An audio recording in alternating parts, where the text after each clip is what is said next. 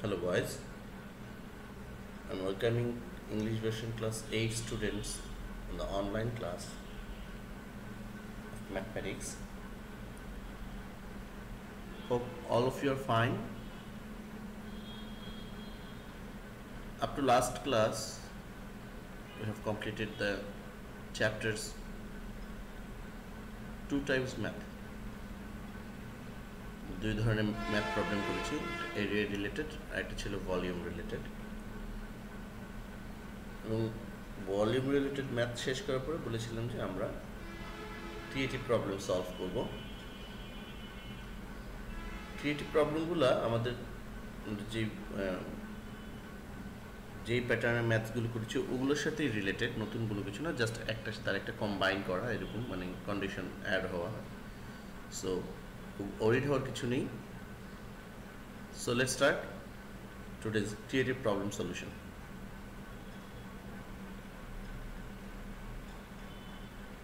এখানে একটা creative question দেওয়া আছে, দেখো।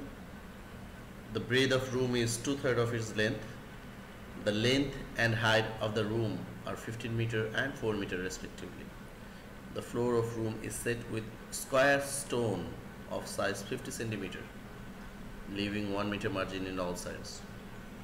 Air is 0.00129 times heavier than water. এখানে বয়েজ তোমাদের বইয়ে এই স্ট্রিমটা দেওয়া আছে, বাট ওইখানে একটু কোশ্চেন কারেকশন আছে, একটু ঠিক করে নিবে। ওইখানে দেওয়া আছে যে stone of size 50 centimetre square, 50 square centimetre, but ওইটা আসলে হবে স্টোনের শেপটা হবে square, but size of side is 50 centimetre. So একটু কারেকশন করে নিও।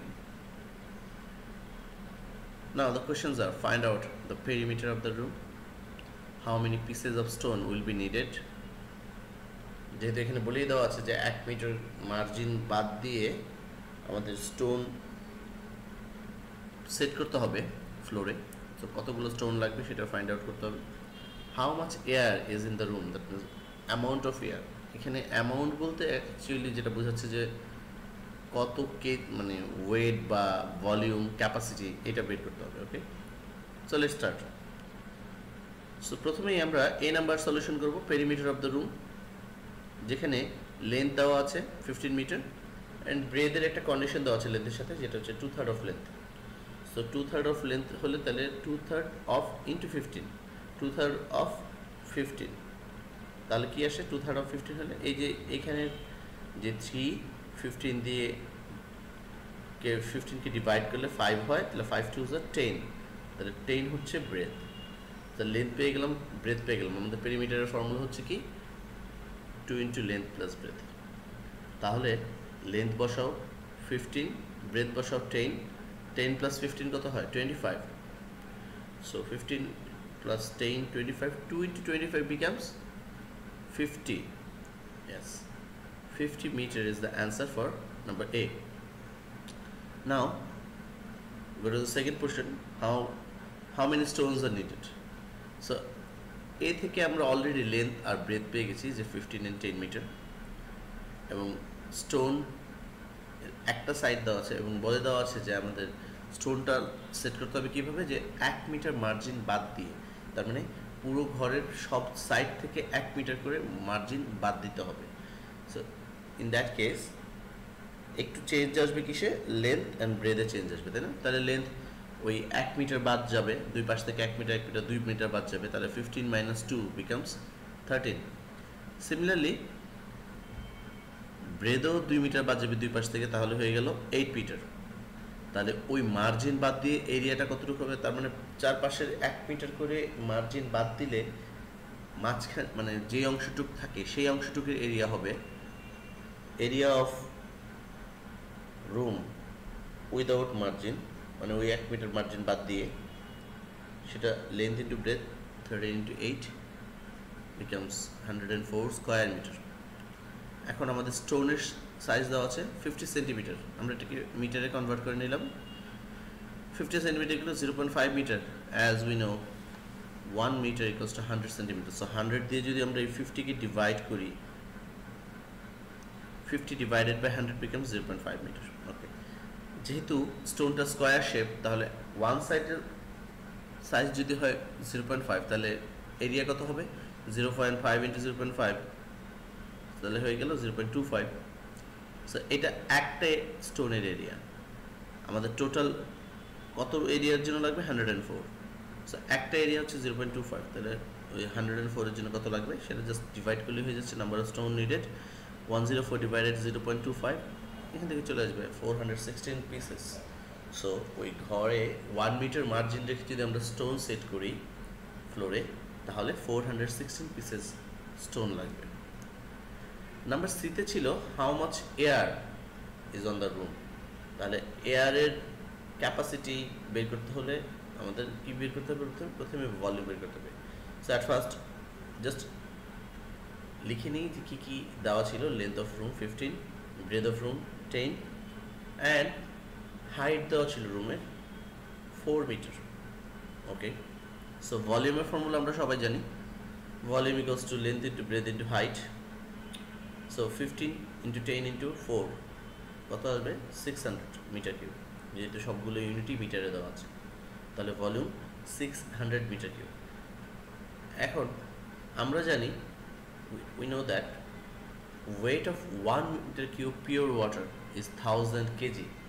যেহেতু আমাদের কম্প্যারিজনটা দেওয়া ছিল, ওয়েটের কম্প্যারিজন দেওয়া ছিল যে air is 0.00129 times heavier than water, তাহলে আমরা প্রথমে ওয়াটারের ওয়েটটা বের করব, দেন ওই রুমের এয়ারের ওয়েটটা বের করতে পারবো। ক্লিয়ার? তাহলে weight of 1 meter cube pure water is 1000 kg. So আমাদের ভলিউম ছিল 600 metre cube. So 1 metre cube 1000 kg, তাহলে 600 মিটার কিউব হয়ে যাবে। 600 into 1000 becomes 6 lakh kg. Okay, now একটা কম্পারিজন দেওয়া ছিল যে air is 0.00129 times heavier than water, তাহলে এই কেজি আর 8 টাইমস মাল্টিপ্লিকেশন করলে পেয়ে যাব এয়ারের weight of air 600 metre cube air 6 lakh into 0.00129 KG, এটা চলে আসে 774 কেজি। সো ওই রুমে কি পরিমাণ এয়ার আছে? 774 কেজি এয়ার ওই রুমে আছে। Is it clear? সো এইটা ছিল সি নাম্বারের answer, how much air is present on the room. Now let us take another creative number 2. Length of pond is 60 meter, breadth is 40 meter, 4 meter bank around the pond, and depth of the pond is 8 meter. Find the perimeter of the pond. If 2 meter square stone is placed in the bank, then how many total stone is needed in this purpose? Find the time of required for a machine to empty the pond if it can remove 0.3 meter cube water per second. So এখানে একটু লক্ষ্য করো, perimeter formula as usual আমরা আগে থেকে জানি, length breadth দেওয়া আছে, পেরিমিটার হয়ে যাবে 2 মিটার স্কোয়ার স্টোন, তার মানে হচ্ছে এরিয়া অফ ব্যাংক আগে বের করতে হবে, তারপরে স্টোন কতগুলো লাগবে সেটা ফাইন্ড আউট করতে হবে। নাম্বার সি, আগে বের করতে হবে কি ভলিউম, যেহেতু মেশিনের পাওয়ার দেওয়া আছে 0.3 মিটার কিউব ওয়াটার, তারপরে মিটার কিউব মানে ভলিউম। সো আমাদের প্রথমেই পন্ডের ভলিউম বের করে নিতে হবে, দেন ওইখান থেকে আমরা বের করতে পারবো যে কতটুকু সময় লাগছে, how much time it requires to empty the pond. Number A, চলে আসি সলিউশনে। পেরিমিটার ফাইন্ড আউট করার জন্য যে যে ইনফরমেশন সবগুলো দেওয়া আছে, length 60 metre, breadth 40 metre.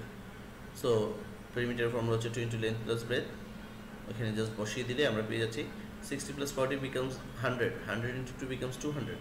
So এইটা হচ্ছে এই নাম্বারটার সলিউশন। বিতে চলে যাই, ইনফরমেশন দেওয়া ছিল লেন্থ ব্রেথ অফ পন্ড, আর দেওয়া ছিল ব্যাংকের লেন্থ। তাহলে এখন কী করতে হবে? আমাদের এরিয়া অফ ব্যাংক করার জন্য আগে বের করতে হবে ব্যাংক সহ লেন্থ এবং ব্যাংক সহ ব্রেথ অফ পন্ড। সো বের করি, আগেই আমরা এই ধরনের ম্যাথস করেছি। সো ওইখানে দেখেছিলাম যে দুই পাশে জাস্ট লেন্থের সাথে ব্যাংকের লেন্থটা অ্যাড হবে, তাহলে 60 প্লাস 4 প্লাস 4, তার মানে দুই পাশ থেকে 4 মিটার অ্যাড হচ্ছে, তাহলে চলে আসলো 68 মিটার। এটা হচ্ছে length of pond with bank. তাহলে length of breath of pond with bank কী হবে? 48 মিটার। এখন এইটা হচ্ছে 60 অ্যান্ড 40 হচ্ছে ব্যাংক ছাড়া লেন্থ ব্রেথ, 68 অ্যান্ড 48 হচ্ছে ব্যাংক সহ with bank length and breadth. তাহলে শুধু ব্যাংকের এরিয়া কীভাবে হবে? Area of pond with bank, area of pond without bank. Area of pond with bank হবে 60 ইন্টু 48, আর area of pond without bank হবে 60 ইন্টু 40। তাহলে এরিয়া অফ ব্যাংক কী হবে? এটা হচ্ছে area of pond with bank, area of pond without bank subtract করলে পেয়ে যাচ্ছে এরিয়া অফ ব্যাংক। তাহলে 68 ইন্টু 48, এটা করলে আসছে 3264, 60 ইন্টু 40 করলে আসছে 2400। সো সাবট্রাক্ট করলে আমরা পেয়ে যাচ্ছি 864 স্কোয়ার মিটার। এই ধরনের প্রবলেম আগেই করেছি, এই জন্য আমরা এখানে একটু শর্ট করে নিলাম ক্যালকুলেশনটা। So area of bank find out করার পর আমাদের দেওয়া আছে যে ওই ব্যাংকে 2 মিটার স্কোয়ার করে একটা স্টোন প্লেস করা হচ্ছে বা সেট করা হচ্ছে। তো একটা স্টোনের এরিয়া হচ্ছে 2 স্কোয়ার মিটার। তাহলে 864 হচ্ছে টোটাল ব্যাংক। তাহলে এখানে কতটুকু লাগবে? জাস্ট ডিভাইড করি 864কে 2 দিয়ে, the number of stone needed 864 divided by 2, 432 pieces. এটা হচ্ছে রিকোয়ারমেন্টস, ওই ব্যাংকে কতগুলো স্টোন লাগবে। Okay, so let go to the third portion. Number C, আমাদেরকে বলেছে যে মেশিন কতটুকু সময় লাগবে পন্ডকে এমটি করতে। সো পন্ড এমটি করবে, দ্যাট মিনস হচ্ছে পন্ডের ভলিউমের যেই ওয়াটার সেটা শেষ করবে বা এমটি করে দেবে। সো আগে কী কী ইনফরমেশন ছিল সেগুলো লিখে নিই। লেন্থ দেওয়া ছিল, ব্রেথ দেওয়া ছিল, ডেপথ দেওয়া ছিল। দেন ভলিউমের ফর্মুলা হচ্ছে length into breadth into depth. So 60, 40 এবং 8 এই তিনটাকে মাল্টিপ্লাই করলে চলে আসছে 19,200 মিটার কিউব। এই মিটার কিউবটা হচ্ছে পন্ডের ভলিউম। এই পরিমাণ, এই অ্যামাউন্টের ওয়াটার ওই পন্ডে আছে। নাও given that machine can remove 0.3 meter cube water in 1 second. So 0.3 meter cube water remove করতে পারে 1 সেকেন্ডে। তাহলে 1 সেকেন্ডে কী করবে? 1/0.3 এবং 19,200 কী করবে? 19,200 ডিভাইডেড বাই 0.3, এই ডিভিশনটা চলে আসে 64,000 সেকেন্ড। এই ধরনের প্রবলেম আমরা আগেও একটা করেছি ভলিউম রিলেটেড ম্যাথসের মধ্যে। সো ওইটার সেমই এটা। 64,000 সেকেন্ডকে আমরা মিনিট আওয়ার নিতে পারি, অথবা এখানেও রেখে দিতে পারি, কোনো প্রবলেম নেই। যদি আমাদের কোশ্চেনের রিকোয়ারমেন্টস না থাকে সেকেন্ডে রাখতে হবে বা মিনিটে রাখতে হবে বা আওয়ারে রাখতে হবে, তাহলে আমরা এইভাবেই অ্যান্সার রেখে দিতে পারি, কোনো প্রবলেম নেই। আমি একটু তোমাদের সিম্পলিফাই করে দেখাচ্ছি যে এখান থেকে কীভাবে মিনিট আওয়ারে চলে যাওয়া যায়। তাহলে এখানে এটাকে যদি আমরা 3600 দিয়ে ডিভাইড করি, আমাদের আওয়ার চলে আসবে, রিমেনিং পোর্শন থেকে আসবে মিনিট, এবং ওই রিমেনিং পোর্শন থেকে চলে আসবে সেকেন্ড। তাহলে এটা চলে আসলো 17 আওয়ার 46 মিনিট 40 সেকেন্ড। তাহলে এই টাইমটা রিকোয়ার করবে কার জন্য? ওই মেশিনের জন্য, to empty the pond. So this was the solution of 2 creatives from this chapter. Now তোমাদের জন্য একটা হোমওয়ার্ক থাকছে, একটা ক্রিয়েটিভ, এটা সলভ করে সাবমিট করবে অ্যাজ অ্যান অ্যাসাইনমেন্ট। ক্রিয়েটিভটা করে তুলে নাও তোমরা কপিতে। A rectangular garden's length and breadth are 48 meter and 32 meter respectively. There is a road around garden of its outside of breadth 4 meter. তার মানে লেন্থ ব্রেথ দেওয়া আছে গার্ডেনের, এবং গার্ডেনের বাইরে একটা রোড আছে যেটার লেন্থ হচ্ছে 4 metre. Find the perimeter of the garden. How much cost for grassing on the road is required if 1 square meter grassing cost is taka 12.50? What cost is needed giving fence of height 1.5 meter, leaving 2 meter road around the garden if fencing per square meter cost is taka 5.50? So এই ক্রিয়েটিভটা তোমরা solve করে এই mail অ্যাড্রেসে পাঠিয়ে দিবে। আশা করি তোমাদের এই মেজারমেন্টস চ্যাপ্টার নিয়ে আর কোনো প্রবলেম হবে না।